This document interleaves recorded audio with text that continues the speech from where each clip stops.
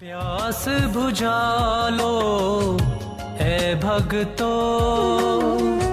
इस युग में बस राम यही है। इश्क मोहब्बत प्यार यही है, इनका भी पैगाम यही है। प्यास बुझा लो ऐ भक्तों।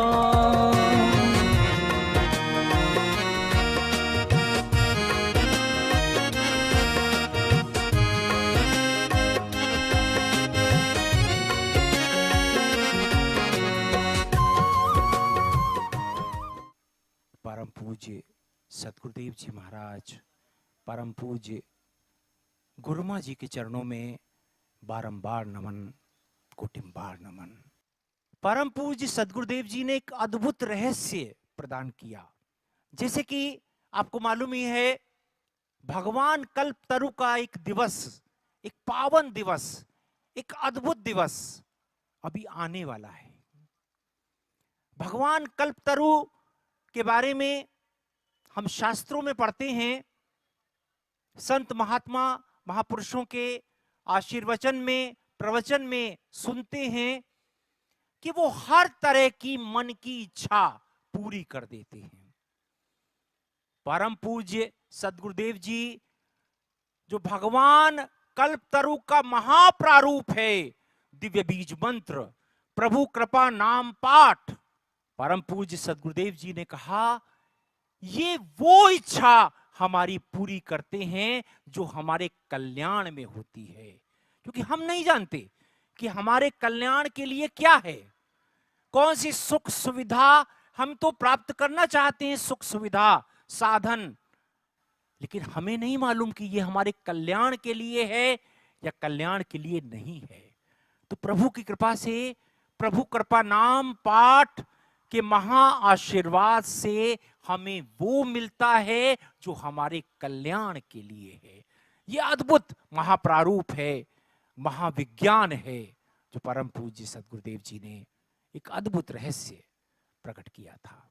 मैं प्रार्थना करना चाहूंगा जो पानीपत के इस पावन ऊर्जावान स्थान के मेयर साहब सरदार भूपेंद्र सिंह जी इस पावन स्थान की ओर से परम पूज्य सदगुरुदेव जी को माल्यार्पण करेंगे।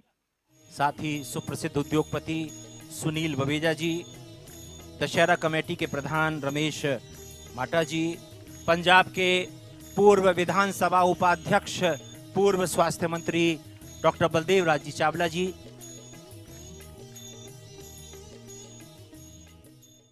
परम पूज्य सदगुरुदेव जी, आपके श्री चरणों में प्रार्थना है आप महाआशीर्वचन, महाकृपा, महाअमृत, महागंगा प्रदान करने की कृपा करें। पानीपत की महा ऐतिहासिक जो भूमि है, इतिहास के पृष्ठों पर इसका पौराणिक नाम पांडव प्रस्थान भी प्रारूपों से पड़ा। पांडवों ने 5 गांव दुर्योधन से जो मांगे थे, उनमें से ये एक स्थान पानीपत भी, पांडव प्रस्थ भी ये कहा जाता है। ऐतिहासिक पृष्ठभूमि से ये भरा। और पंचगांव अनंत अनंत, जैसे पानीपत है, सोनीपत है, दिल्ली है, बागपत है, तिलवत है, और पानीपत के 3 युद्ध जो हैं 1526 में, 1555 में एवं 1761 में हुए थे। और पानीपत की प्राप्ति विश्व स्तर पर हैंडलूम, कारपेट, औद्योगिक, कृषि जगत में, राजनीतिक के रूप में, विद्वता के रूप में, खेती के रूप में, भोजन के रूप में, युद्ध के रूप में, प्रेम के रूप में, भक्ति के रूप में ये प्रसिद्ध है और प्रशंसनीय है। भाव भक्तिपूर्ण विनम्रता वाले ये रूपों की धरती है। पानीपत में थर्मल पावर बहुत बड़ा जो भारत सरकार का ऊर्जा का जो संसार है, वो पूरे क्षेत्र में इसकी अद्भुत महिमा है। और ऐसे ऐसे अनेक रहस्यों से ये भरी धरती है। इससे सीखने के लिए बहुत कुछ है। इतिहास का आपको पता है, इंटरनेट से किताबों से, ग्रंथों से, स्कूलों से, कॉलेज से हमें मिल जाता है, इसका कोई अर्थ होते हुए भी अर्थ नहीं है। आज हम दुखी हैं, कल भारत सोने की चिड़िया था। हमारे पूर्वज राजा थे, महाराजा थे, उससे हमें अर्थ क्या है, उससे हमें मिल क्या रहा है? हमारे पास खाने के लिए नहीं है, पीने के लिए नहीं है, हम भूखे मर रहे हैं। हमारे पूर्वज महाशक्तियों के राजा थे। आज हमारे पास क्या है? ये धरती सोने की चिड़िया थी, आज दुखों से भरी है, पीड़ाओं से भरी है। एक को ब्रह्म गुरुओं ने जो शहीदी दी इसको बचाने के लिए, अन्यथा ये खो जाती। हिंदुत्व का नाम शैव श्री गुरु गोविंद सिंह जी महाराज से लेकर उस परंपराओं का ना होता तो हमें ये इतिहास हमारी पृष्ठभूमि से मिट जाते, उखाड़ दिए जाते, ख़त्म कर दिए जाते। ऐसे ऐसे इतिहास जो आए वो चले गए, हमें पता भी नहीं लगा, वो चले गए। जिसका राज आया उसने इतिहास अपना लिखा। गीता कोई किसी ऋषि व्यास देव ने नहीं लिखी। अगर कौरव जीते तो कुछ और गीता लिखी जाती, कुछ और तरह से। रावण जीता तो कुछ और तरह से लिखा जाता। जिसके हाथ में राज है वो अपना इतिहास लिखता है। कितने कितने सिकंदर आए, लख पीर पैगंबर ओलिया, लख काजी बुल्ला शेख, किसे शांत ना पाया बिन सतगुरु के उपदेश। कोई शांति में नहीं रहा, दुखी रहे। ये सारे सारे दुख के समुद्र में पड़े हुए थे। इतिहास हमें इसका बताता है। छोटी सी बात के लिए युद्ध हो गया और बड़े बड़े महारथी राजाओं से भरे हुए, नारायण साथ है। जो आप नारायण प्रगटे हो, आप नारायण उनके साथ था और कोई सुन नहीं रहा था और उसके विरोध में लड़ रहे थे। किसी एक को भी ये पता होता कि ये नारायण है। अर्जुन को, युधिष्ठिर को भी धक्के से मना बना के लाए थे, मानते नहीं थे। अर्जुन ने तो छोड़ दिया था युद्ध के मैदान में कि मैं नहीं लड़ूंगा, ये मेरे बाप, मेरे दादा, मेरे रिश्तेदार, मैं इन्हें मार के करूंगा क्या? इसके बाद स्त्रियां बच जाएंगी। और ठीक बात कह रहा था अर्जुन। हमारे माता पिता को हमें मारना पड़े, रिश्तेदारों को मारना पड़े और एक मकान जमीन के लिए तो कोई भी नहीं मारेगा। कोई स्वाभिमानी, कोई भी संवेदनशील व्यक्ति मारेगा नहीं। कोई भी विद्यावान, कोई भी करुणावान वो कहेगा ये मैं क्या कर रहा हूं, मारेगा नहीं। और अर्जुन ठीक बोल रहा है। अर्जुन ने युद्ध के मैदान को छोड़ दिया और वो बैठ गया। आप पढ़ेंगे तो अर्जुन में कोई चीज भी खराब नहीं थी, सारी ठीक थी। चींटी भी नहीं मारते थे। चींटी की भी कर्मों का प्रारूप लिखा है कि चींटी का भी फल भोगना पड़ेगा। और ये क्या घटना घटी, क्या बात हुई? ये एक दिखता है, एक सत्य है। एक सत्य हमारा बनाया होता है, हमने बनाया है। एक सत्य है। अभी जो सत्य हमें दिखते हैं वो हमारे बनाए हैं। हमारे चेहरे, हमारे रूप, हमारे वस्त्र, हमारी कोठी, हमारे कारें, ये बनाई हुई है, सत्य नहीं है। एक सत्य भासता है। वो सदगुरु नानक देव की आंखों से देखो, उनके चेहरों से देखो। हमारे चेहरों पे ये बनाया हुआ सत्य है, ये मेकअप किया हुआ सत्य है, ये यथार्थ सत्य नहीं है। और सत्य है क्या ये भी नहीं पता। सत्य एक ओंकार है, एक ओंकार, सत्य नाम।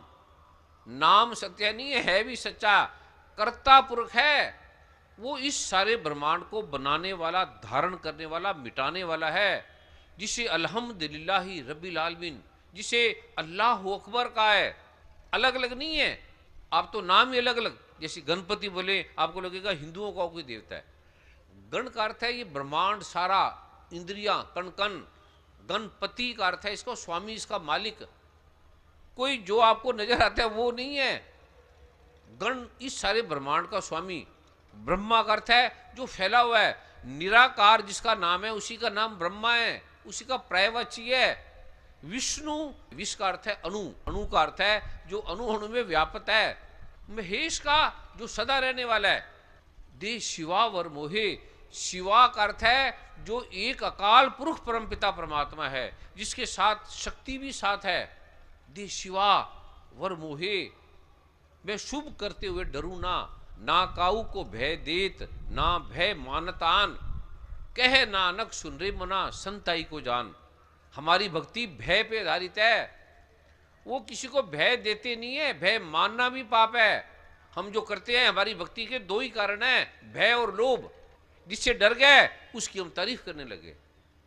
सूर्य से डर गए तो सूर्य भगवान, चंद्रमा से डर गए तो चंद्रदेव, पानी की बाढ़ से डर गए तो जलदेव, वायु से डर गए, आंधी तूफान से डर गए तो वायुदेव, आकाश से डर गए तो आकाश देव।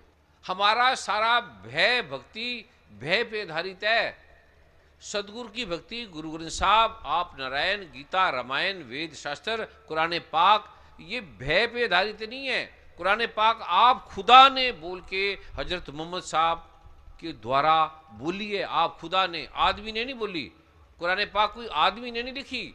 श्री गुरु ग्रंथ साहब कोई आदमियों के द्वारा नहीं उतरा, वो गुरु की वाणी है। गुरु आप नारायण है। गीता भगवान की वाणी से निकली है।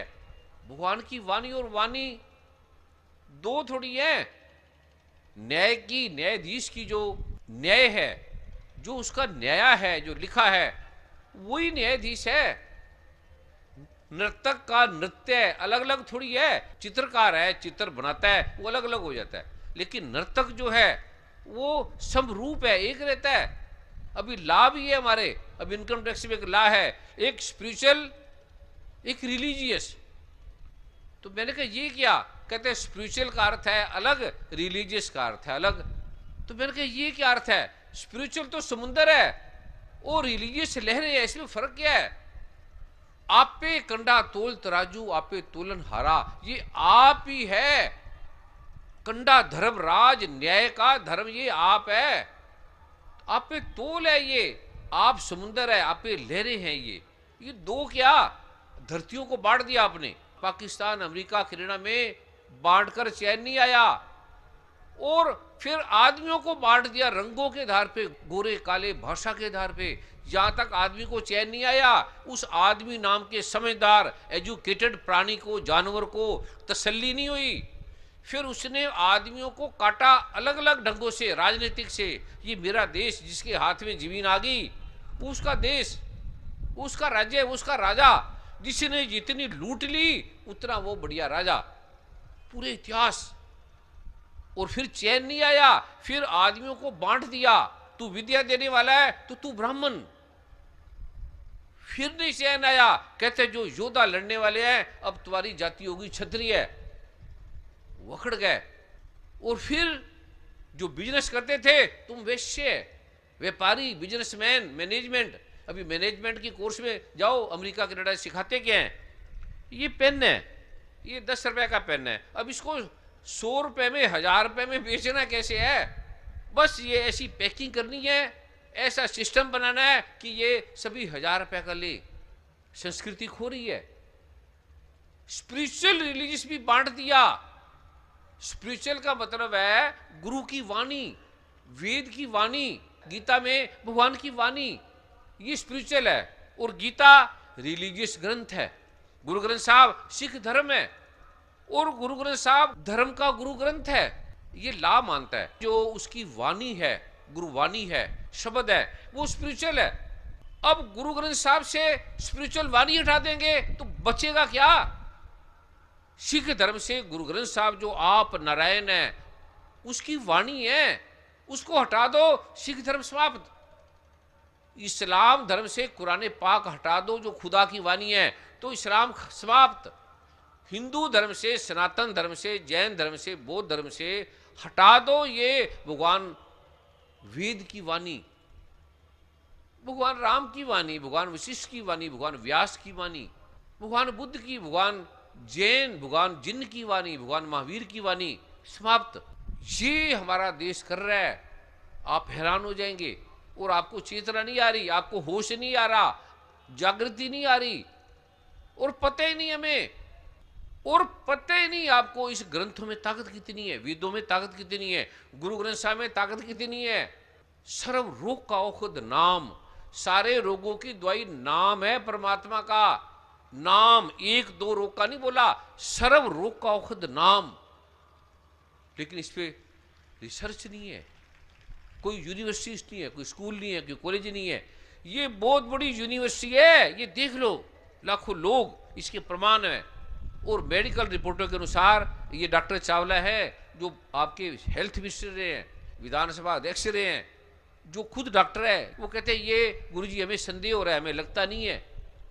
मैंने कहा क्या नहीं लगता? कहते हैं क्या हम इसकी रिपोर्ट ले सकते हैं, क्या हम इन्हें टेस्ट कर सकते हैं, ये क्या कैंसर ट्यूमर ठीक हो सकता है? मैंने कहा मुझे नहीं मालूम, ऐसा ग्रंथों में लिखा है। और लोग कहते हैं हम ठीक हो गए, हमें मुझे नहीं पता, मैं कोई परमात्मा नहीं हूं, ना कोई गुरु ना संत हूं, मैं साधारण आदमी हूं, मैं भी नहीं मानता था। मैंने पढ़ा, मैं गरीबी के कगार पे खड़ा था, छोटा सा मकान था, खाने पीने के लिए भी नहीं था। पिता थे साधन संपन्न थे, जमींदार थे, उनके जाने के बाद स्थिति अलग रूपों में चली गई। तो मैं भी नहीं मानता था। मैंने देखा, मैं तो मरने गया था, पत्नी है, बच्चे हैं, खाने के लिए नहीं है, पीने के लिए नहीं है, बहनें हैं, भाई हैं, मैं अकेला हूं, इससे मरना अच्छा है। ऐसी हालत में जब मैंने ये पाठ किया तो पता लगा ये तो अद्भुत ताकत है। धन आने लगा, मकान बनने लगा, काम होने लगे, प्रॉब्लम हटने लगी। तो मैंने कहा ये तो बड़ी ताकत है श्री गुरु ग्रंथ साहब में, बड़ी वेदों में ताकत है, कुरान पाक बाइबल में ताकत है।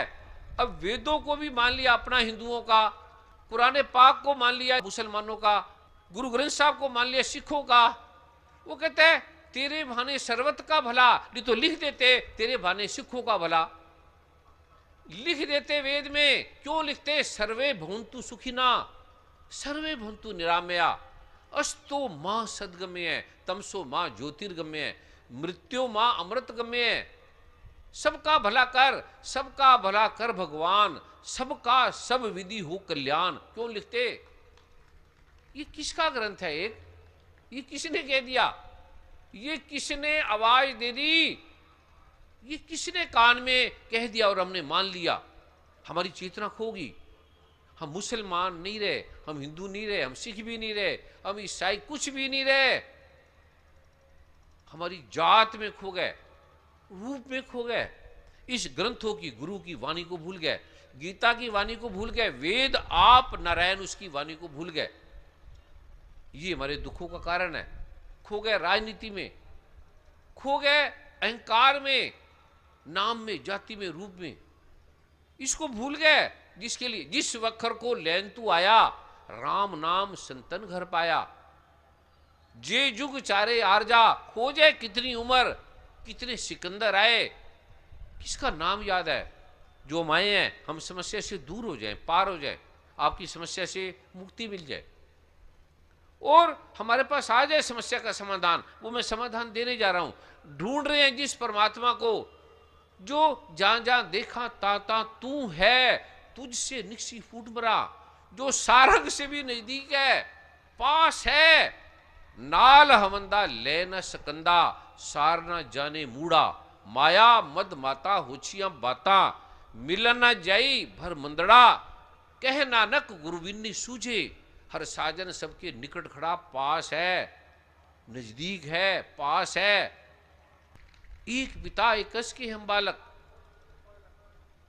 एक पिता एकस के हम बालक हैं और लड़ रहे हैं। जो हाथ में आता है मार दो। ये हम पढ़ लिख कर आदमी बन गए, ये हमारी हालत है। पढ़े लिखे आदमी भी नहीं विचारते, मुसलमान भी नहीं विचारते अल्लाह अकबर, सिख भी नहीं विचारते सत श्री अकाल, सतनाम श्री वाहिगुरु का मतलब क्या है। हिंदू भी नहीं विचारते एको ब्रह्म द्वितीय नास्ति। वेद की बात भी नहीं सुनते। गीता को मानते हैं, गीता की नहीं मानते। श्री गुरु ग्रंथ साहब को मानते हैं, उसकी बात नहीं मानते। डॉक्टर को मानते हैं, डॉक्टर की बात नहीं मानते। ये हमारी दुर्गति है, ये हमारे कष्टों का कारण है, ये हमारी गरीबी का कारण है, ये हमारे रोगों का कारण है। ये मैं रहस्य दे रहा हूं, गरीबी मिट जाएगी, ये भगवान शिव ने कहा है। ये जो मैं दे रहा हूं, ये भगवान शिव कहते हैं।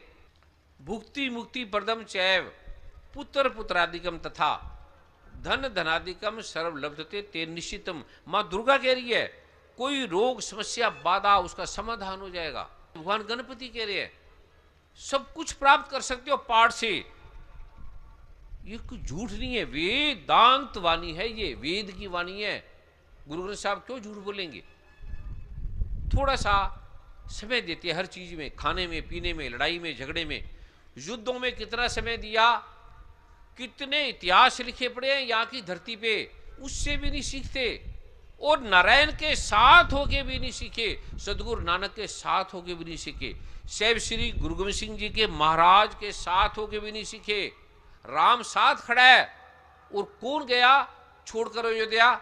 एक आदमी चला जाता, कोई पता लगता नारायण है तो चले जाते। कौन गया? कोई भी नहीं गया, बस रो रहा के पानीपत के कोने से छोड़कर वापस आ गए। कौन गया सदगुरु नानक के साथ? एक बाला मर्दाना। ये समझ लो, ये उन्हीं की वाणी है, उन्हीं के वचन हैं। जो आप नारायण आए हैं और जाते नहीं है, रहते हैं सदा। नाम रहो साधु रहो गुरु गोविंद, वो सदा ही रहता है, सदा। उसका मैं दे रहा हूं आपको, मेरे अनुभव में। ये क्यों नहीं मानते? क्या प्रॉब्लम है? समस्या क्या है? इतना सा थोड़ा सा पाठ, अब ये मैंने घर में तो बनाई दी, ये मां दुर्गा कह रही है। ये जो पाठ है, मनुष्य जहां जहां जाता है उसे वो लाभ होता है, संपूर्ण कामनाओं की सिद्धि प्राप्त होती है। जिस जिस अभिष्ट वस्तु का चिंतन करता है उसको निश्चय प्राप्त कर लेता है। वह पुरुष इस पृथ्वी पर तुलना रहित मान ऐश्वर्य भागी होता है। इससे सुरक्षित मनुष्य, युद्ध में उसकी पराजय नहीं होती, वह तीनों लोकों में पूजनीय होता है।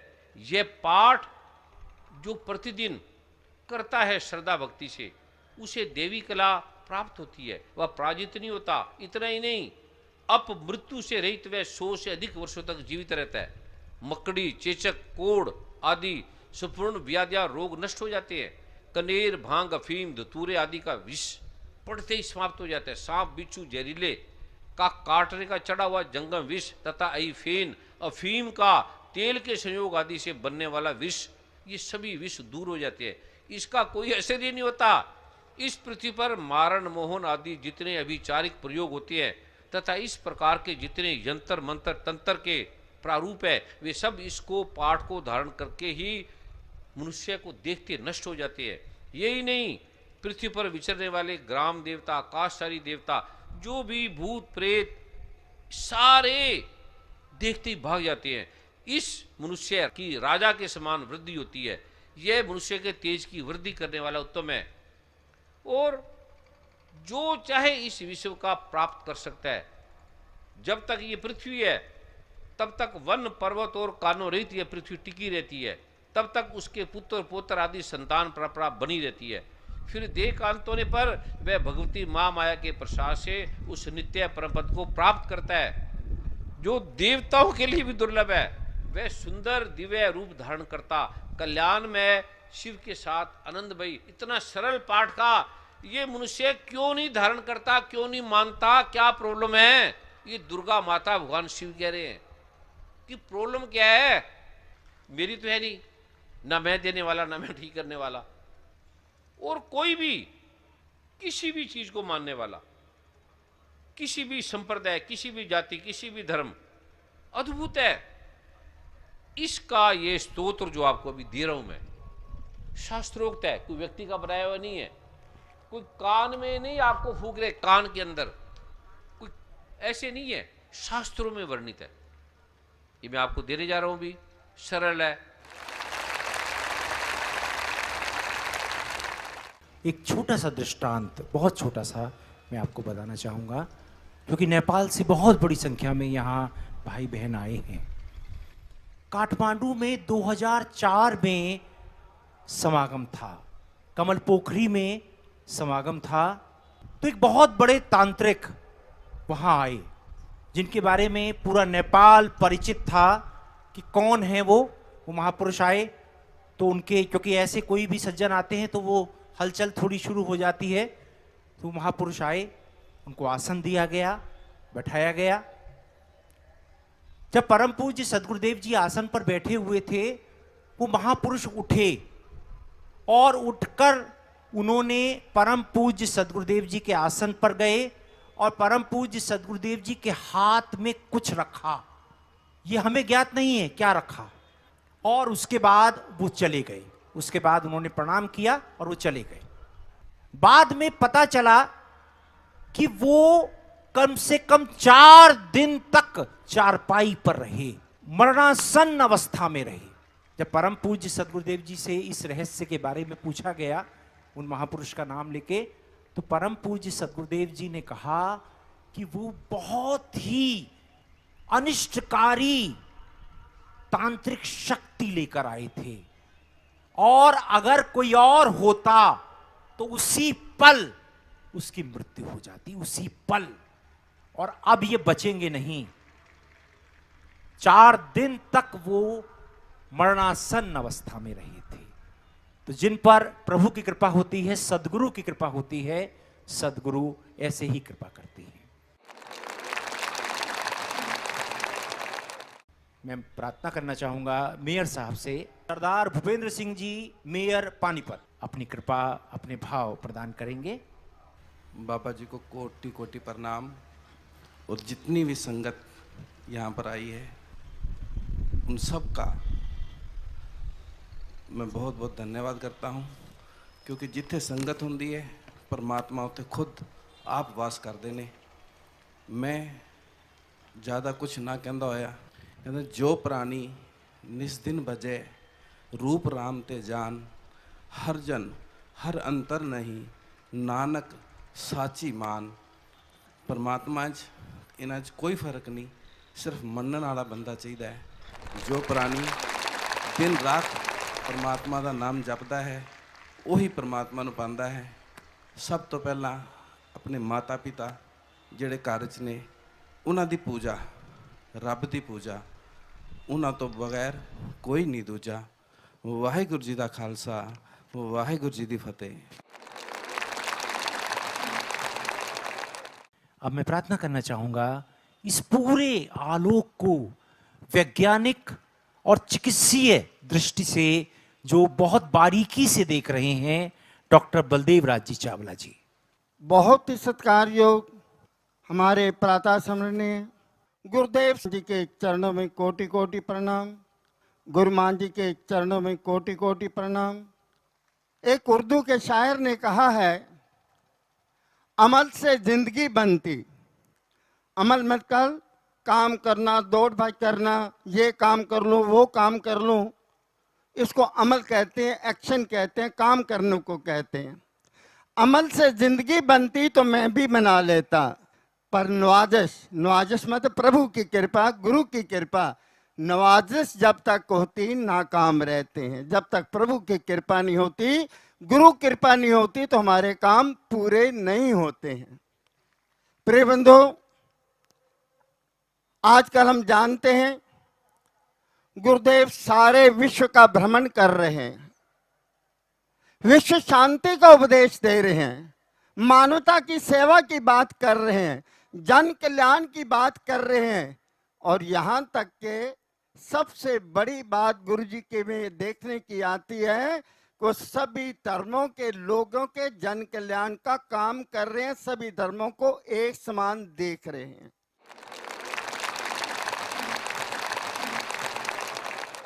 अब मैं प्रार्थना करना चाहूंगा परमादरणीय श्री अरुण गोविल जी, अपने भाव, अपनी कृपा।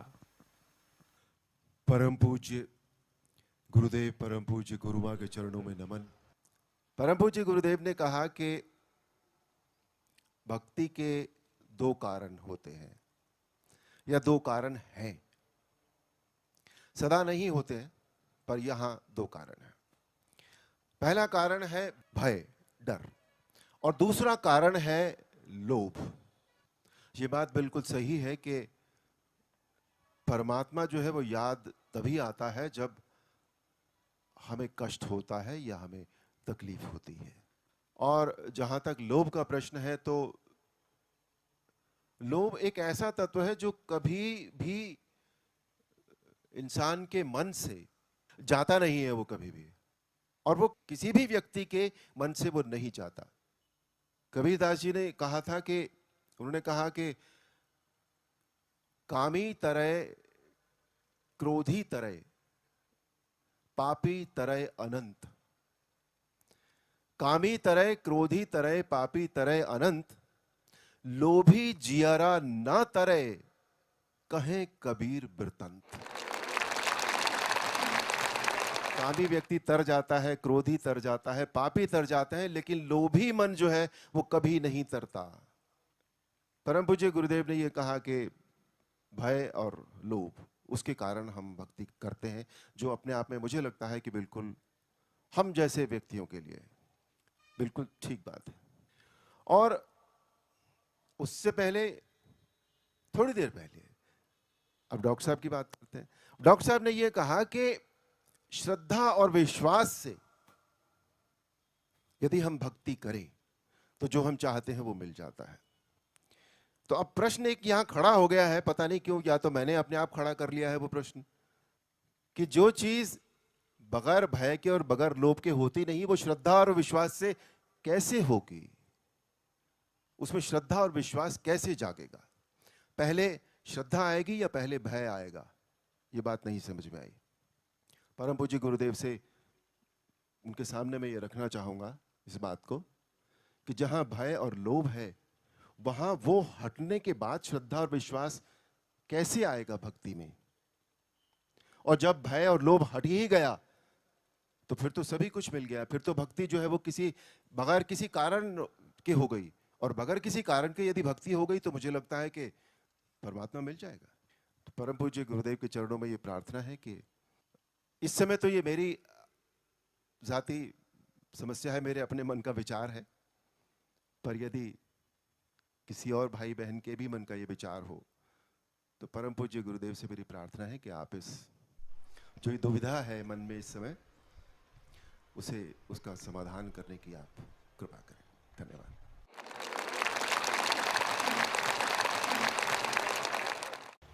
प्यारे शासन जी, प्यार से बोलो नमो नारायण।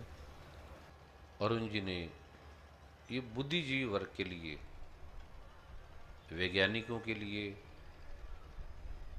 जो पढ़े लिखे हैं, विद्वान हैं, बुद्धिजीवी हैं, समझदार हैं, तर्कशील हैं, डॉक्टर हैं, साइंटिस्ट हैं, नेता हैं, अभिनेता हैं, ये जो भी बुद्धिजीवी वर्ग से संबंधित हैं, फिलोसफर हैं, एजुकेशन के विषय के अंदर हैं, जो भी तर्कशील लोग हैं, बुद्धिशाली लोग हैं, उसके लिए अति जरूरी है ये मान लो कि पूरे अर्थ के लिए भी, छोटे से बच्चा भी है वो भी क्यों, कैसे, क्या, यहाँ से विज्ञान चलता है, ये पूछता है। पेड़ क्यों हरा, पत्ते क्यों हरे, ये ऐसा क्यों, ऐसा क्या। गीता पूरी प्रश्न उत्तर है, जिज्ञासा है, फिर समाधान है। वेद सारा ये जिज्ञासाओं से भरा हुआ है, ये अद्भुत जिज्ञासा है। ये अगर समझ में आ जाए, एक अर्जुन जी की कोई व्यक्तिगत नहीं है। अब जैसे अर्जुन ने पूछा तो अर्जुन की कोई जिज्ञासा नहीं थी। अर्जुन का पहले नाम समझ लेने, क्या अर्जुन, जिसका भी नाम अर्जुन होगा ना, अर्जुन, अर्जुन का अर्थ है अरिजु, जो रिजु की तरह हिलता है, कांपता है।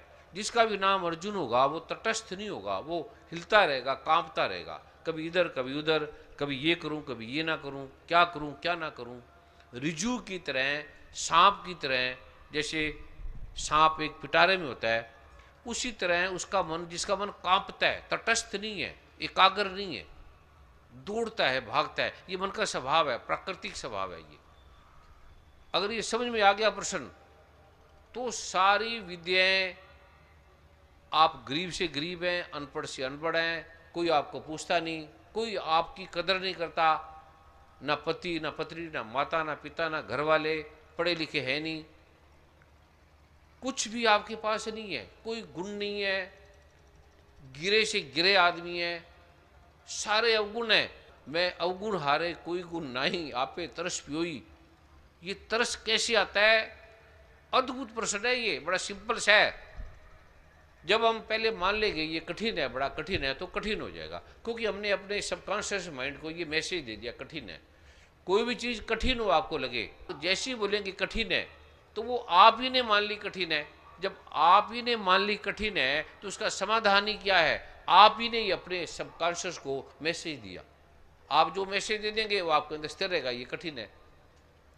सबसे पहले ये जो कठिन है, इस मैसेज को दो, हे प्रभु ये मेरे मन का प्रश्न है, मैं अवगुण हारे, मेरे में कुछ नहीं पता, ये मेरे मन का प्रश्न है, आप कुछ भी कर सकते हैं, आप दया के सागर है, आप मेरी कठिनता को हल कर दो, ये इसका समाधान आप कर दो। पहला नंबर तो ये आपको प्रार्थना करनी पड़ेगी। चाहे आप नास्तिक भी हैं तो ये भी मान लो ये पेड़ पौधे हैं, ये लाइट है, किसी ने बनाई है।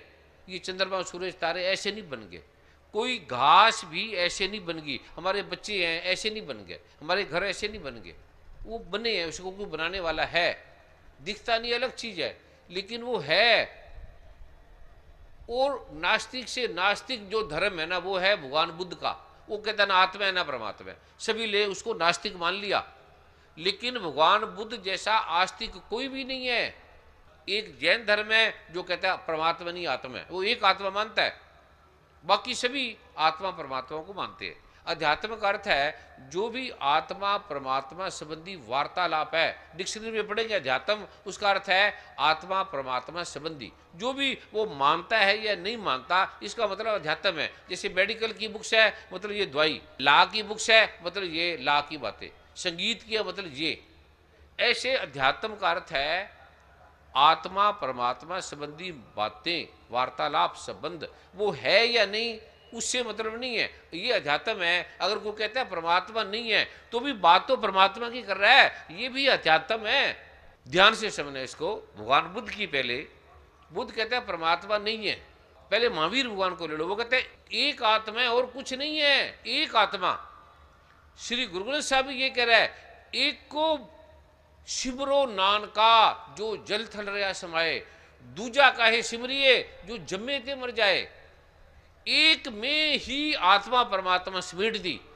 साहब श्री गुरु ग्रंथ साहब ने, गुरुओं ने एक में आत्मा भी समेट दी, और भगवान महावीर ने उस एक में परमात्मा समेट दिया। एक आत्मा और एक परमात्मा एक ही बात है। परमात्मा का अर्थ है परम महान आत्मा। भगवान गीता में कहा है, नैनम छिदंती शस्त्राणी नैनम दहती पावका न चैनन कले दंत्यापो न सुश्रुति मारुता। आत्मा कटती नहीं है, आत्मा आती जाती नहीं है, आत्मा सर्वव्यापी है, सब जगह है। अब कहते हैं आत्मा निकल गई, आत्मा निकलती नहीं है। इधर कहते हैं परमात्मा पहले एक था, फिर उसका अंश हुआ। अगर परमात्मा एक था, अगर परमात्मा नैनम छिदंती शस्त्राणी टूटता नहीं है, परमात्मा अगर ना ये टूटे, ना मल लगे, ना ये जले, ना जाए, तो ये आत्मा टुकड़े कैसी होगी, अलग कैसी होगी। अब जैसे समुद्र से पानी की बूंद आ गई, हमने निकाल ली, लेकिन परमात्मा के जो टुकड़े नहीं होते, तो ये आत्मा अलग कैसी होगी परमात्मा से? इसका मतलब टुकड़े होगी ना, ये नहीं है। ये भगवान बुद्ध की फिलॉसफी से आपको समझ में आएगा। अरुण गोविल जी हैं, इनकी उम्र 30 साल, 20 साल, 50 साल, 70 साल या 15 साल, जो भी है, अरुण गोविल जी हैं। इसका अर्थ है ये 100 साल पहले नहीं थे, वो 100 साल बाद नहीं हो जाएंगे। अब ये मेज है, कुर्सी है, ये 2 दिन पहले नहीं थी, 2 दिन बाद नहीं हो जाएंगी।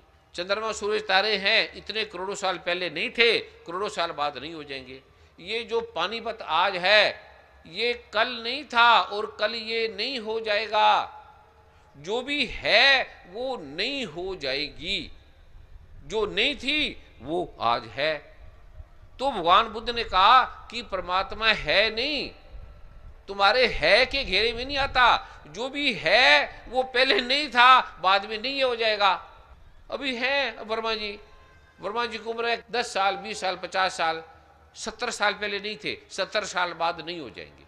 है का मतलब है ये पहले नहीं था, बाद में नहीं हो जाएगा। इसलिए भगवान बुद्ध ने कहा परमात्मा है नहीं, है के घेरे में नहीं आता, क्योंकि ये इसको है की जरूरत ही नहीं है, ये रहता ही है सदा। बड़ा मुश्किल है समझना इसको। उसने है नहीं बोला, कहते जो भी तुम्हारी पत्नी है, तुम्हारा घर है, तुम्हारा मकान है, तुम्हारी इज्जत है, आज राष्ट्रपति है, प्राइम मिनिस्टर है, कल नहीं था, आज है कल नहीं रहेगा। कितने आए कितने चले गए। अभी छुपा हुआ है सूरज, दिखता नहीं है, कल दिख जाएगा, परसों फिर छुप जाएगा। ऐसे जो है वो नहीं है, हो जाएगी। तो परमात्मा नहीं है कि घेरे में नहीं है।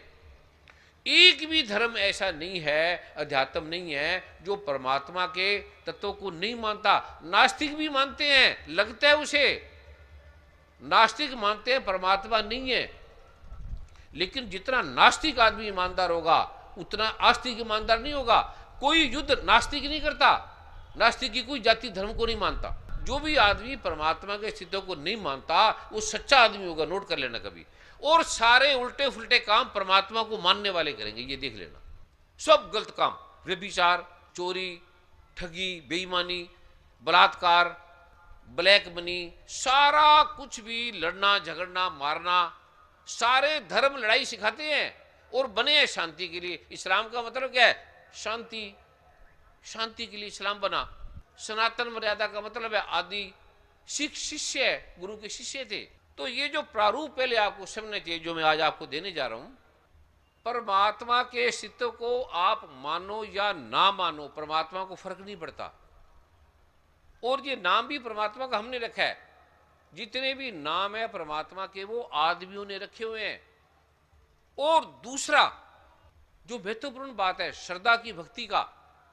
आदमी भक्ति क्यों करता है? आदमी पाठ क्यों करता है? मंदिर मस्जिद गुरुद्वारे क्यों जाता है? धर्मों को क्यों धारण करता है? डर से, भय से। भय से डरता है, मैं मर ना जाऊं।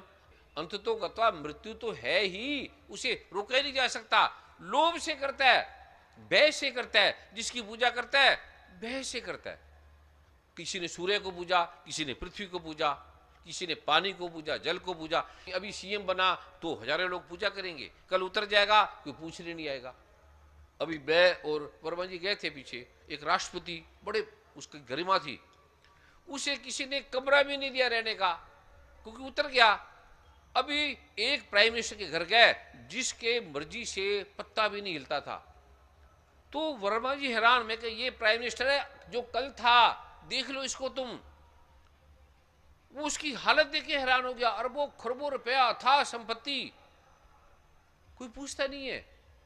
ये जो हमारे मन में नानक मन प्रकाश, जो प्रकाश है, समझ का जो प्रारूप है, जो लोभ का प्रारूप है, अब अंधेरा है, किससे मिटेगा? प्रकाश से मिटेगा।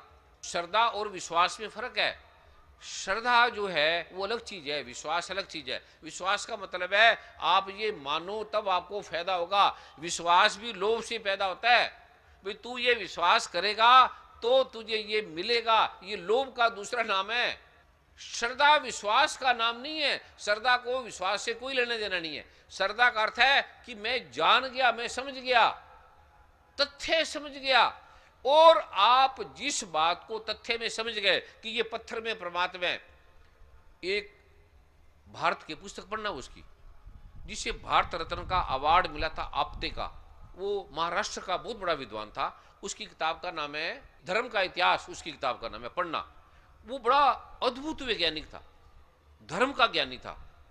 उसने उसके अंदर लिखा कि कोई भी व्यक्ति अगर सच में श्रद्धा के साथ, विश्वास के साथ नहीं, श्रद्धा के साथ, तथ्य के साथ अगर अपने हृदय में ये मान ले कि ये सत्य है, तो परमात्मा को उसी शक्ल में आके पैदा होना पड़ेगा, उसी शक्ल बनानी पड़ेगी उसके लिए।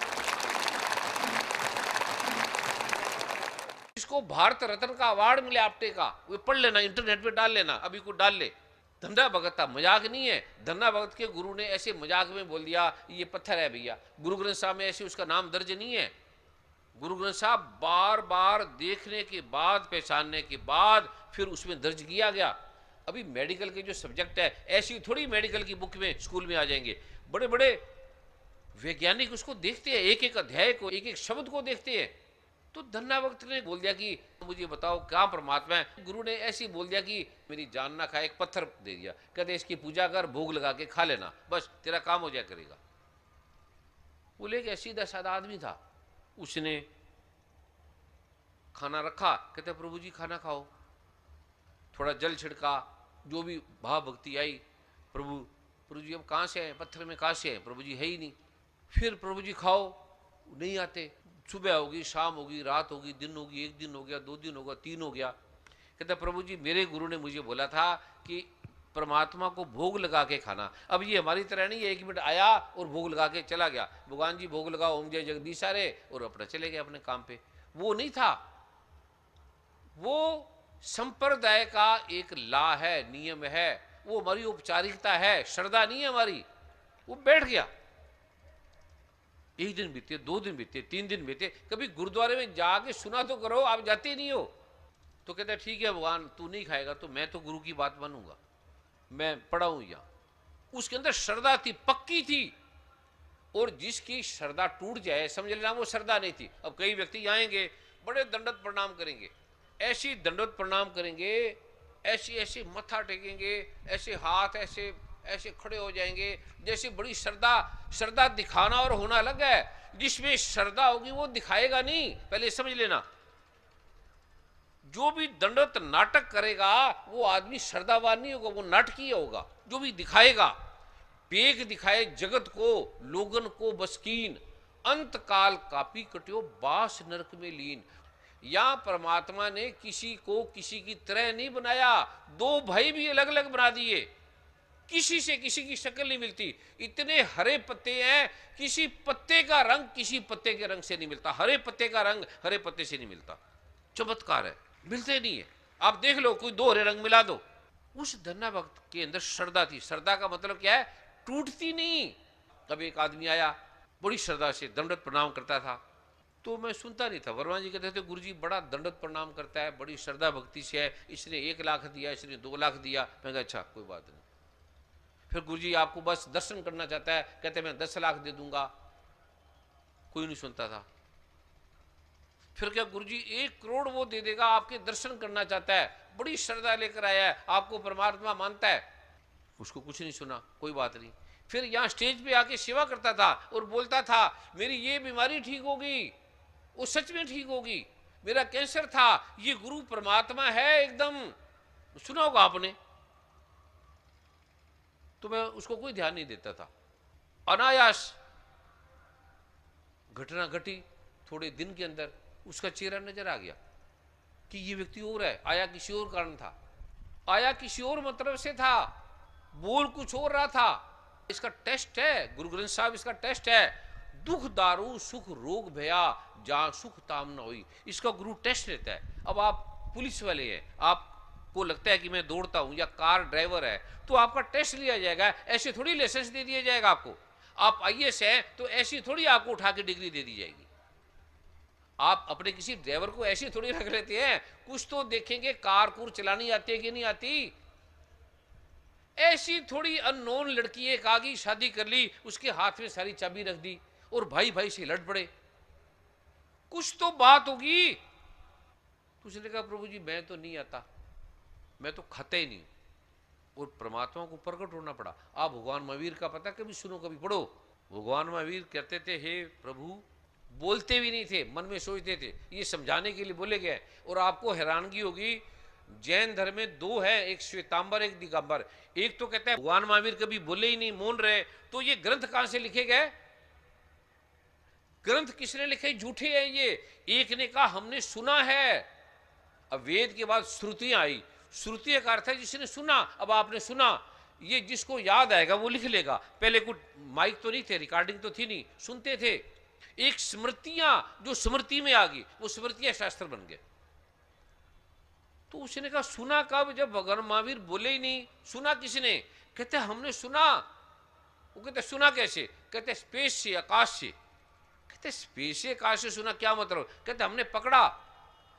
कहते पकड़ा स्पेस से आकाश से आवाज को। कहते चित्र भी पकड़े। कहते ये क्या मतलब है? टीवी तो अब आए हैं, अब आप स्पेस से पकड़ सकते हैं। आज कोई भी चित्र, कोई भी घटना पकड़ सकते हैं। अब आपको टीवी आया तो ये अनुभव हो गया।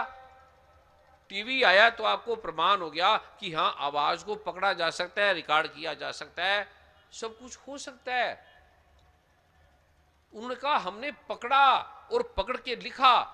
तो जैन जो ग्रंथ हैं वो स्पेस से पकड़े गए ऋषियों ने। किसी को नहीं पता ये किसके द्वारा?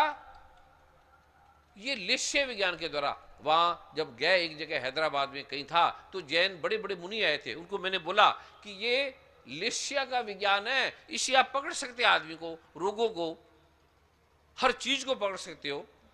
जिसके अंदर श्रद्धा होगी उसको कोई लेश्या नहीं पकड़ेगी। जिसके अंदर ये दृढ़ आ गया, दृढ़ता आ गई। बच्चा है, मेरी मैं कथा सुनाता हूं आपको, छोटी सी, आपको समझ में आ जाएगी। मेरे एक दोस्त थे, मित्र थे, बड़े साधु थे, और मैं चिकित्सक था, बड़ा मेरा नाम था, सम्मान था। उसकी पत्नी मेरे पास आती थी, चिकित्सा में जैसे लोग ही आते थे, मैं उसको दवाई देता था। तो मैं कहा ये संत की पत्नी है, मैं दवाई नहीं, उसके पैसे नहीं लेता था। मैं पैसे किसी से मांगता ही नहीं था, कभी भी नहीं मांगा है, दे दिया, नहीं तो कोई बात नहीं। उसका टाइम था 6 बजे। 6 बजे उसने बैठना, फिर मैंने 3 घंटे ध्यान करके अपने क्लिनिक में चला जाता था। सुबह सुबह गया तो वो वार्तालाप नहीं करता था, उसके कमरे में आना अलाउड नहीं था किसी का भी। तो उसकी पत्नी ने देखा कि ये आते हैं, डॉक्टर हैं बहुत बड़े, इसका नाम है, कभी इसको पानी नहीं पूछते, चाय नहीं पूछते, बैठना नहीं पूछते, राइट 6 बजे आ जाते हैं। और एक दिन मैं 6:02 पे पहुंचा, उसने गेट बंद कर दिया, कहते नहीं आना। दरवाजा बंद का मतलब खोलना नहीं है। और करना क्या था, खाली चुप बैठना, बोलना नहीं, कुछ वार्तालाप नहीं।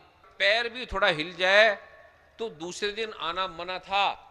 अगर ऐसे बैठे हैं और हमारा पैर हिल जाए या हाथ हिल जाए तो दूसरे दिन गेट बंद हो जाता था, फिर आप अंदर नहीं आ सकते। बस इतना टेस्ट था, बोलना बोलना कुछ नहीं, कोई सत्संग नहीं। यहाँ तो आपको बड़े बड़े लोग सुनाते हैं, या आपका मनोरंजन करते हैं, गाने सुनाते हैं, भक्ति सुनाते हैं, कोई गीत है, कोई किस तरह से, कोई कथा के द्वारा आपका मन लगा रहता है।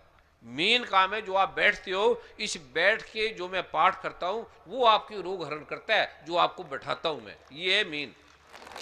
बैठना आपको आया नहीं। तो 6 महीने तक मैं जाता रहा। एक बार 6 मंथ के बाद मैंने देखा उसके पास किताबें नहीं है। मैं बहुत बड़ी ग्रंथ किताबें ले आया, उसकी लाइब्रेरी में रख दी। एक दिन मैं गया तो मैंने कहा, ये स्वामी जी मैं ये किताब ले लूं? मैंने किताबें लाई हैं, मैंने रख दी। मेरे मन में आया कि मैंने किताबें ली है। कहता बाजार से नहीं मिलती किताबें, बाजार से ले लो। दूसरे दिन दया आ गई उसकी पत्नी को भी, ये क्या बोल रहे, खाली किताब भी तो मांगी है, मैंने 100 किताबें ला के दी है और ये एक किताब भी नहीं दे रहा। उसकी पत्नी ने भी, मैं नाराज ना हो जाऊं, एक गिलास पानी रख दिया। कहते तेरे को किसी ने बोला पानी लाने के लिए, भाग जा से। पानी क्यों लेकर आई? एक गिलास पानी एक डॉक्टर को पिला रही है उसकी पत्नी, जो बीमार थी। मैं उसके घर दवाई देने जाता था। कहते किसने बोला पानी लाने के लिए, ले जा उठा के। उसकी पत्नी की आंखों में पानी आ गया। उसने कहा ये जो व्यक्ति कल नहीं आएगा, इतनी बेइज्जती कौन बर्दाश्त करेगा। दूसरे दिन मैं राइट 6 बजे वहां पहुंच गया, फिर बैठा रहा। फिर साल हो गया, 1.5 साल तक ऐसे जाता रहा। 1.5 साल के बाद उसने पत्नी को फिर बोला, अच्छा पानी ला। 1.5 साल के बाद पानी का गिलास पूछा। फिर साल बीता, फिर साल बाद कहता है अच्छा एक कप चाय ला। साल के बाद जाने के बाद, इतना देने के बाद, खर्चने के बाद घर में पैसा नहीं होता था। एक बार मैंने ऐसे ही 10-20 हजार रुपये, मैं कहा स्वामी जी रख लो। कहते क्या मतलब, मैं भूखा हूं, घर में पैसा नहीं, खाने के लिए रोटी नहीं, बच्चे छोटे छोटे हैं। और फिर हम ऐसे रखते थे, पता नहीं लगता था, घर में हमारे भी नहीं होते थे। श्रद्धा थी कि इस आदमी के अंदर है, क्योंकि जो आदमी बैठा रहता है, हिलता नहीं, डुलता नहीं, खाता नहीं, पीता नहीं, वो ऐसे मजाक नहीं है। यहां कोई बैठ ही नहीं सकता। आप 2 घंटे 36 मिनट एकदम एक आसन पे बैठ जाओ, ये वेद में लिखा है। 2 घंटे 36 मिनट आप आसन को हिलाओ मत, कुछ ना बोलो, कुछ भी ना बोलो, आपकी पलके भी ना हिले, तो आपको परमात्मा वहीं मिल जाएगा। आप लिख लो, कर लो, कुछ ना करो। आप वैज्ञानिक है या डॉक्टर है, आपको परमात्मा मिल जाएगा। 2 घंटे 36 मिनट कर लो, कोई करके दिखाए। और मैं पूरी रात बोलता भी हूं, बैठा भी रहता हूं, हिलता भी नहीं। और ऐसे ऐसे लोग हैं जिनको 10-10 बार पेशाब आता है और उनका पेशाब नहीं आता, उनको भूख नहीं लगती, प्यास नहीं लगती। बैठा मैं बोल रहा हूं तो कुछ तो ताकत है। और तूफान आंधी में बैठे हैं, ठंड का दिन है, तो धन्ना भक्त बैठ गया। धन्ना भक्त को विश्वास नहीं था, श्रद्धा थी कि मेरे गुरु ने कहा है तो ठीक कहा है। अरे मैं भगवान शिव की बात कर रहा हूं, गुरु नानक देव को उदाहरण देके कर रहा हूं, गुरु ग्रंथ साहब के प्रमाण देके कह रहा हूं, गीता दुर्गा माँ के प्रमाण देके कह रहा हूं। और उसकी बात छोड़, ये लाखों लोग आपके सामने खड़े हैं जो कहते हैं मेरा कैंसर ठीक हो गया, मेरा ये ठीक हो गया। मेरी जिंदगी में खुद मेरी आयु नहीं है, ना रेखा है, ना शादी है, ना विवाह है, ना पैसे है, कुछ भी नहीं है। मेरी रेखा में कुछ नहीं है, आयु भी नहीं है। और मेरी बात छोड़ो, मैं झूठ भी बोल सकता हूं। अंधों के कभी सुने आंखें आई जो बचपन से अंधे हैं, कभी बैरों के कान आए हैं, कभी ट्यूबरकुलोसिस ठीक हुआ है, कभी HIV ठीक हुआ है, कभी जिसके जीवाणु कीटाणु नहीं है वो ठीक हुए हैं। तो वो मेरा कोई लेना देना नहीं है, मैं ठीक करने वाला नहीं हूं। अब आगे परमात्मा को दया। तो धन्ना भगत बैठा रहा, परमात्मा तड़फने लगा। भाई ये तो सरल सा आदमी है, हिलता नहीं है, डुलता नहीं है। कहता कोई बात नहीं, तू भी ना, मैं भी नहीं अपना खाऊंगा, ठीक है। बैठ गया तो परमात्मा प्रकट हो गया वहां पर एकदम। सच्ची बात है ये, साक्षात। कहते धन्यवाद खा। कहता अभी मैंने आपको भोग लगाया और उसके बाद मैं गुरु को भोग लगाऊंगा, फिर मैं खाऊंगा। गुरु के पास गए, कहते गुरु जी बड़ी कृपा, कहते चलो भी, कहते क्या, कहते भगवान जी आए हैं, उन्होंने भोग लगाना है और तो मैं पहले आपको भोग लगाऊंगा क्योंकि आपने मुझे परमात्मा को मिलाया। तो गुरु के लगा कि मुझे तो अभी मिला नहीं, इसको कहाँ से मिल गया परमात्मा, मैंने तो ऐसे ही टरका दिया इसको, मेरी जान खाता था। पर कहते ये आदमी सच्चा है, कभी झूठ नहीं बोलता, क्योंकि इसने कभी झूठ बोला ही नहीं, इतना सरल आदमी है, ना पढ़ा लिखा है ना ये कोई बिजनेसमैन है। झूठ तब बोले कोई बिजनेसमैन है, जैसे एक सेठ के घर में उसकी घरवाली रोने लगी, पेट में दर्द हो रहा है। वो तो कहता क्यों दर्द हो रहा है, तुम्हारे से किसी ने कर्जा मांगा है? कहते नहीं। कोई मेहमान आने वाला है घर में, खाने खाने वाला है? कहते नहीं। कहते किसी ने उधार पैसे मांगे हैं? कहते नहीं। किसी ने ब्याज नहीं दिया हमारा? कहते नहीं, ब्याज सब टाइम से दे देते हैं। तो कहते तेरे पेट में दर्द कैसे हो गया? कोई तेरे से रोटी मांग के ले गया घर में भिखारी? कहते नहीं, वो भी नहीं ले गया। तो कहते फिर तेरे पेट में दर्द क्यों हुआ? कहते पड़ोसी के घर में टीवी आ गया, हमारे घर में टीवी नहीं है, इसलिए दर्द हुआ। उसने कहा अगर ये कहा है तो सच में आया होगा परमात्मा। धन्ना भगत के गुरु को धन्ना भगत पे विश्वास था कि ये सच्चा आदमी है, सीधा आदमी है, झूठ नहीं बोलता। और धन्ना भगत को गुरु की बात पे विश्वास था कि ये गुरु ठीक है, पर गुरु ठीक नहीं था। परमात्मा प्रकट हो गया। धन्ना भगत ने कहा अगर ये मेरा शिष्य कह रहा है तो सच में परमात्मा है। तो कहा, कहते कहाँ? कहते ये खड़े हैं। कहते मुझे तो दिखाई नहीं दे रहे। तो कहते परमात्मा जी क्या बात है? कहते ये मुझे देख नहीं सकता क्योंकि मुझे देखने के लिए श्रद्धा की आंख चाहिए, इस नेत्रों से मैं दिखाई नहीं देता। अब गीता का पढ़ लेना 11वां अध्याय। कहते अर्जुन ये मन चित्त बुद्धि से दिखाई नहीं देता, ये लौकिक है जगत, लौकिक आंखें हैं, ये पंचभूतों से बनी है, इससे मैं नहीं दिखाई देता, तुझे मैं दिव्य नेत्र देता हूं। तो आप कभी पूछो किसी ब्राह्मण से दिव्य नेत्र क्या है? किसी को नहीं पता। दिव्य नेत्र क्या है किसी को नहीं पता। तो धन्ना भगत ने कहा भगवान जी मैं तो इसके बिना खाऊंगा ही नहीं, इसी ने मुझे आपको मिलाया है। भगवान क्या बोले? कहते हैं जो तेरे पास श्रद्धा है इसके पास श्रद्धा नहीं है। ये ब्राह्मण तो है, विद्वान तो है, शास्त्रों का ज्ञाता है, बहुत बुद्धिमान है, पर श्रद्धा नहीं है इसके अंदर। कहता प्रभु वो क्या होती है? कहता है मैं तुझे क्या बताऊं क्या होती है, तेरे में वो है। कहता वो कैसी आई? कहता वो जो मेरे में है, मैं अनपढ़ आदमी हूं, सीधा साधा आदमी हूं, तो मेरे गुरु तो महाविद्वान है। कहता बस विद्वानों में नहीं आती, अनपढ़ों में आती है। तो कहता गुरु अनपढ़ नहीं हो सकता, धनवान धन को छोड़ सकता है, पर विद्यावान चतुर्वान होशियार बुद्धिवान बुद्धि को नहीं छोड़ सकता।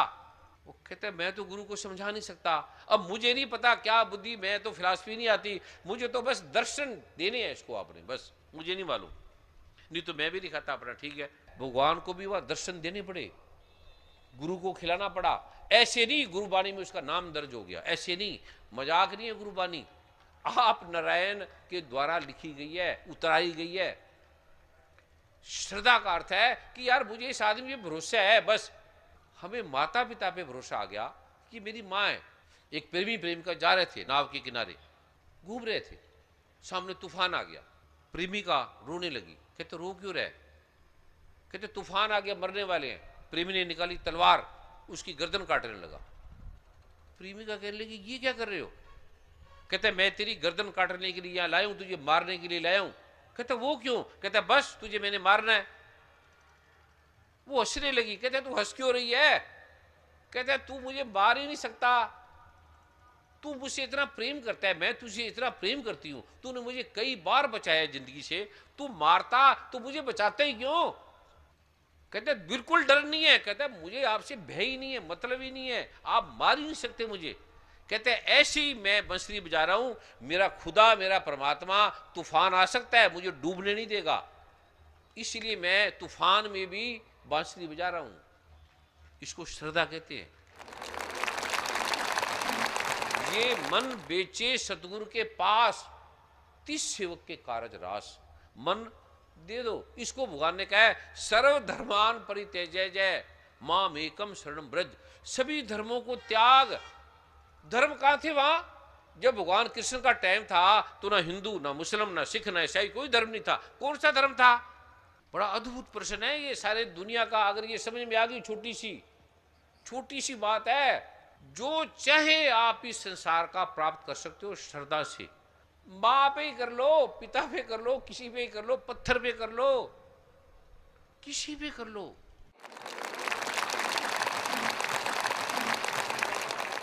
अरुण जी, मैंने जो कुछ थोड़ा सा बताया वो बताया गया मेरे से या बताया नहीं गया? श्रद्धा के विषय में आपने पूरी संपूर्णता से बता दिया। आप कोई भी पाठ पूजा कर लो, कोई भी, उसके पुण्य की समाप्ति हो जाती है। जैसे तपो राज, तप करोगे राज मिल जाएगा। राजो नरक, राज के बाद नरक। अब तप किया, प्राइम मिनिस्टर बन गया, राष्ट्रपति बन गया, नेता बन गया, अभिनेता बन गया। ये तप से होता है, बिना तप के नहीं बनता हुए कुछ भी, लेकिन उसकी समाप्ति हो जाती है। भगवान शिव कहते हैं इसकी समाप्ति नहीं होती, किंतु अन्य कोई भी पाठ पूजा से, मंत्रों से जब जुने पुण्य की समाप्ति हो जाती है। अतः भगवान शिव ने अन्य पाठ पूजा मंत्रों की जगह इसका श्रेष्ठता का निर्णय क्या, निश्चित उसे सत्य जानना चाहिए, इसमें किंचित भी संदेह की बात नहीं है।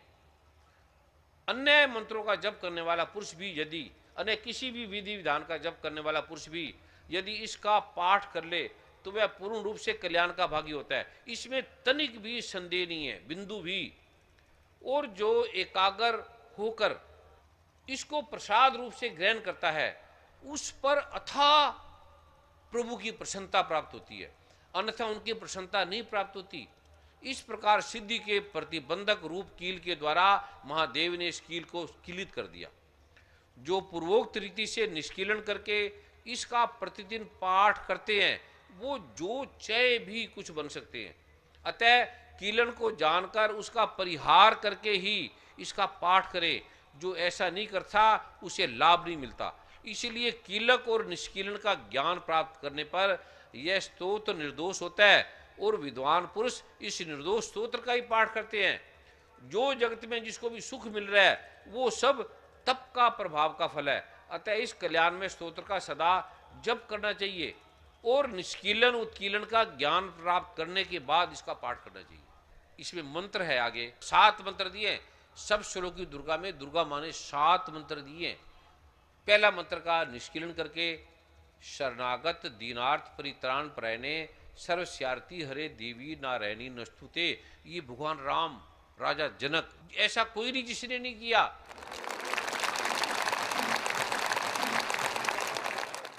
परम पूज्य गुरु जी, आपके चरणों में कोटि कोटि नमन, गुरु माँ के चरणों में कोटि कोटि नमन। कुरान शरीफ 32 पारों का होता है। कुरान की जितनी आयत है वो अर्श से आई है, वो किसी ने लिखा नहीं है। जिब्रील अलैहिस्सलाम ने वो वही जो जिसको कहते हैं वो वही आई थी और उन्होंने आप हुजूर पाक सल्लल्लाहु अलैहि वसल्लम को सुनाया और उसको फिर पत्ते पे लिखकर वो आज तक चल रही है। तो कुरान की एक आयत है जो बड़ी माकूल है और वो आयत ऐसी है, राग से सुने, राग से उसका जो अंतर में जाता है राग जी। जैसा खुदा ने बोला था। हजरत मोहम्मद साहब तो साधारण थे, भेड़ बकरी चराने जा रहे थे तो आवाज आई बोल।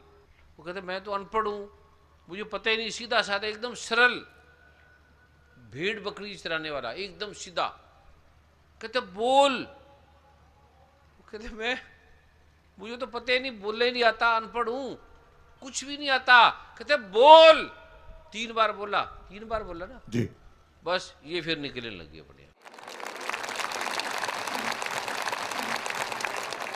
औज़ु बिल्लाहि मिनश शैतानिर रजीम, बिस्मिल्लाहिर रहमानिर रहीम। कुल हुवल्लाहु अहद, अल्लाहुस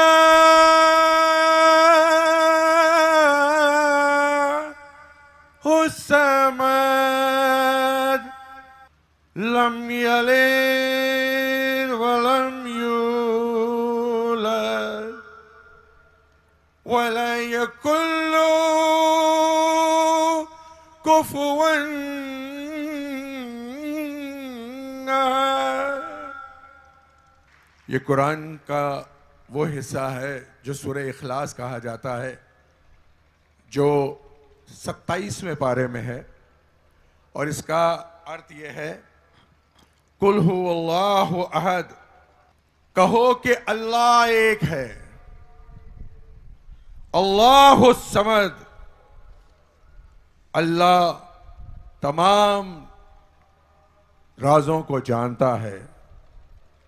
लम यलिद वलम यूलद, ना उसने किसी को पैदा किया है ना वो किसी से पैदा हुआ है।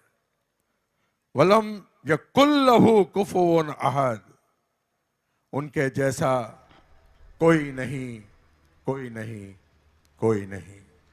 अब इसको बोलो, बुद्धम शरणम गच्छामि। बुद्धं शरणं गच्छामि। बोलो, सदा भवानी दाहिने। सदा भवानी दाहिने। सन्मुख रे गणेश। सन्मुख रे गणेश। पांचों देव रक्षा करे। पांचों देव रक्षा करे। ब्रह्मा विष्णु महेश। ब्रह्मा विष्णु महेश।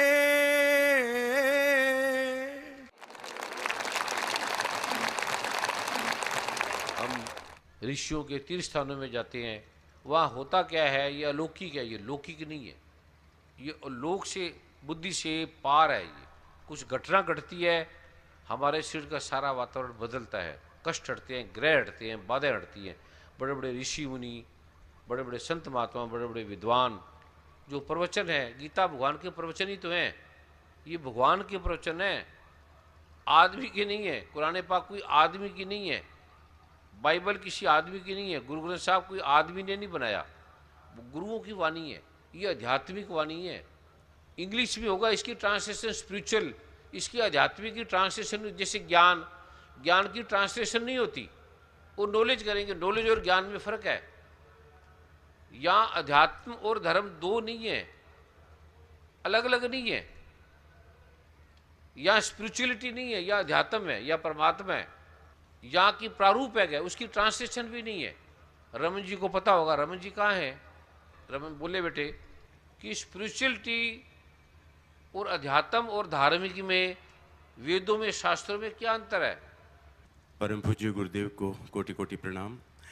जहाँ तक गुरुदेव ने आज्ञा की थी, अगर हम क्लॉज 171 और 174 के ऊपर जाएं तो अध्यात्म और धर्म में कहीं पे भी ना तो न्यायाधीश के रूप में और ना ही किसी कोर्ट के अंदर कोई अंतर नहीं है। लेकिन चूंकि कुछ लोग इस बात को सेपरेट कर रहे हैं, ये बड़ी एक दुखदाई बात है। बाकी कानून की व्यवस्था के हिसाब से कोई अंतर नहीं है गुरुदेव इसमें। जितने भी धर्म ग्रंथ हैं वो आध्यात्मिकता से बने, जितने भी धर्म ग्रंथ हैं। आध्यात्मिक की ट्रांसलेशन स्पिरिचुअल नहीं है। आपको पता है संधि विच्छेद, अध्यात्म का संधि विच्छेद क्या है? आदि जमा आत्म। अध्यात्म का आता है अधि प्लस आत्म। आत्म। अधि कहते हैं परम को, महान को। अधि का अर्थ है परम, आत्म का अर्थ है आत्मा, अध्यात्म का अर्थ है परमात्मा, सीधा। इसकी अलग ट्रांसलेशन नहीं है।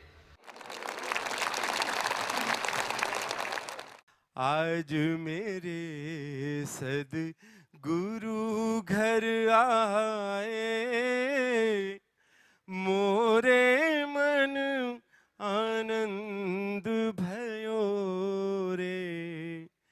ब्रह्मा विष्णु सदा शिव पाए, मोरे